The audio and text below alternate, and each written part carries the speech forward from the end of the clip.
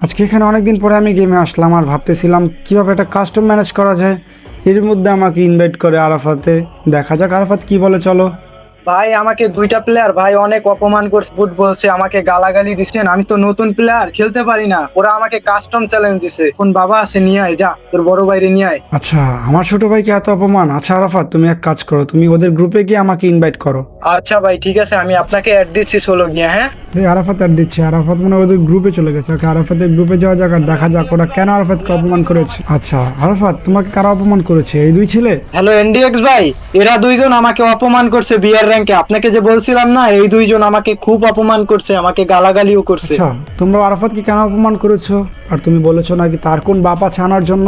আরাফাত বট দেখি তুই তোর বড় ভাইকে নিয়ে আসছোস। আমি তো একাই তোদের দুইজনকে মারবো রে। এই কাস্টম বানা, দেখাচ্ছে এই দুইজনকেই। ও আচ্ছা, তুমি কাস্টম খেলবা। আচ্ছা ঠিক আছে ভাই, ওয়েট করো, কাস্টম মেক করতেছি আর কাস্টম নিয়ে তোমাকে উচিত শিক্ষা দেওয়া হবে। তারপর কিন্তু সেখানে আমি কাস্টম মেক করে ফেলি আর আরাফাতকে বলি তাদেরকে ইনভাইট করার জন্য। আচ্ছা ভাই, ওদেরকে ডাকতেছি, দাঁড়ান। ওদেরকে ভাই আজকে এমন পিটান পিটাইবেন, ওরা যেন আর কথা না বলতে পারে ভাই। আচ্ছা আরাফাত, তুমি ওয়েট করো, তুমি ম্যাচে দেখতে পারবা ওদের কি অবস্থা হয় আজকে। ডাক দিছি ভাই, ওদেরকে আজকে পিটাইয়া ফসকে ফেলাইবেন। আরে এই বটরা দেখে আমাদের পিটানোর কথা বলছে। এদের তো আমি একাই খাবো আজকে, দেখ তোরা। তারপর কিন্তু সেখানে আমি ম্যাচ স্টার্ট করে দিই আর ম্যাচ স্টার্ট হয়ে যায় এখানে। গাইস, এটা কিন্তু আমাদের ফার্স্ট রাউন্ড ছিল, দেখা যাক আমি ডাউন করতে পারি কিনা।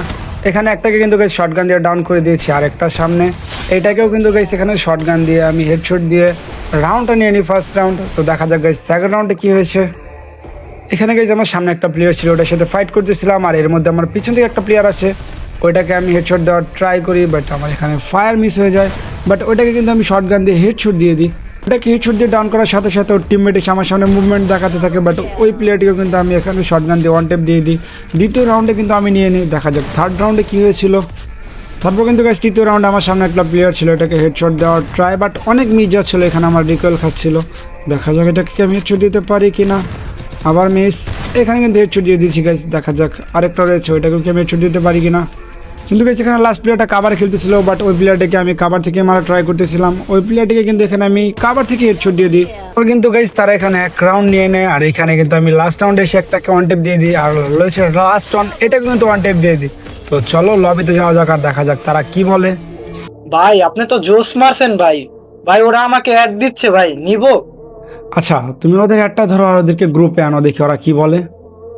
ভাই আমার ভুল হয়েছে, আরাফাত ভাই ভুল হয়েছে, ইন্ডেক্স ভাই আমার ভাই, আমি এক্সট্রিমলি সরি ভাই। ভাই একটু ফ্রেন্ড রিকোয়েস্ট ধরা যায় না ভাই? সবার ফ্রেন্ড রিকোয়েস্টই ধরা যায়, বাট তোমাদের মতো বেয়াদবদের না।